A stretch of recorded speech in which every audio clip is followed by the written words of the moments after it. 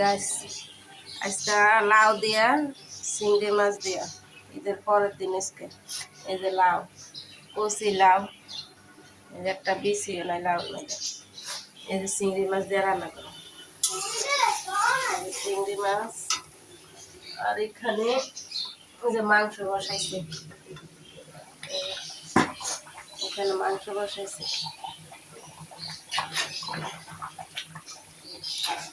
মাংস কতটুকু হয়েছে জানি না বয়সায় দিছি মাথা জোকা লগে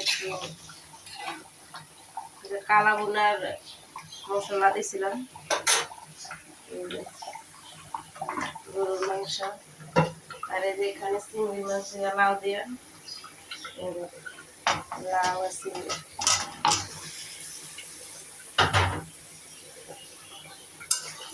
তো লাউটা গরুর মাংসটা কেমন হয়েছে অবশ্যই কমেন্ট করে জানাবেন।